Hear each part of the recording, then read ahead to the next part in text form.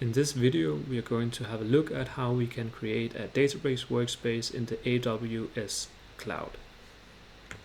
Quick outline of how we are going to do that is that we are going to create an AWS account.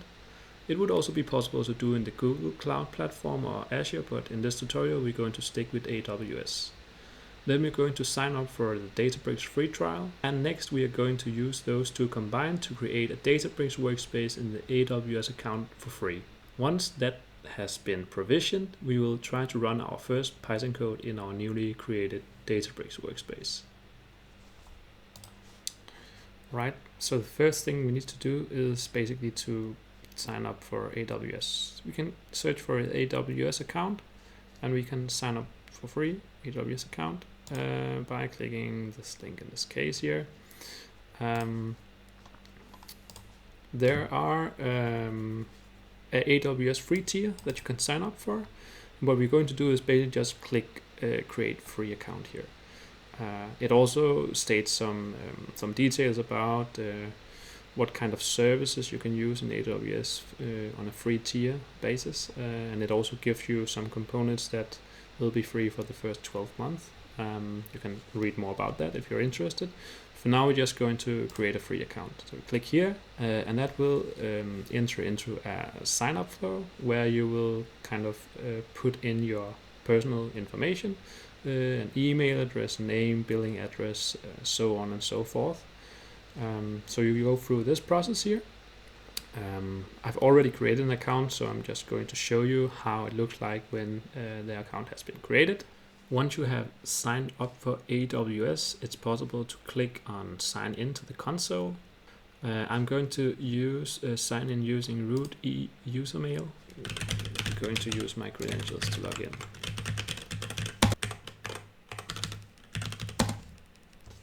Once logged in, we get access to the AWS console. This is where you can see your billing and cost management. You can also have a look at CloudFormation. So we're all set and ready to use our AWS account for now. All right, so next we're going to create or sign up for our Databricks free trial. So Databricks has some documentation about how to get started with that. You can have a look at that. Basically, you can do it in two different ways. Either you can sign up through Databricks or you can sign up through the AWS Marketplace. These are the two options and they are documented here. We're going to stick with the sign up through Databricks. So they basically have a link here. You can follow it directly. And this enters you into a sign-up flow where you again will need to provide some details about yourself and email and so on and so forth. Press continue, and what you do in the second step is that you will basically choose which cloud provider you will use. So if you follow this tutorial, we will be using the AWS account. So that's basically it. So once you have signed up for the Databricks free trial, you receive an email. It gives you a link here that you can log in to get started. So you basically press that and that will redirect you into what is called the Databricks account. Here is again, we will log in, email, and then it will give us or send us a verification code that we need to paste in. Enter in the verification code. And this actually gives us access to the Databricks account. And this is basically where you will create new workspaces. So the first thing we can have a look at is the workspaces here. What you can do is you can basically create your workspace now. And I would suggest you go for the quick start. So let's try to do that. So let's go through here. So maybe you want to create a development environment. Now I already have one, so I try to create a test environment here. For me, I'm located in Europe, so I would take the EU central one that's located in Frankfurt. Okay, let's do the quick start. And that will actually take us to CloudFormation, where we have to basically verify a few more information, but you can basically leave it as it is, and then you will acknowledge this, that they will be creating some IAM resources with custom names. Then you press create stack. So if you do that, then it will start to create the workspace with the name you have chosen. And this will take maybe 5 minutes, maybe a bit more. Okay, once the Databricks workspace has been provisioned by CloudFormation and everything has created successfully, then you can go back to the Databricks account. In the Databricks account, you can now see the newly provisioned Databricks workspace. In this case, I have a new workspace here. Before we have a look at the workspace, I'm just going to change one setting quickly.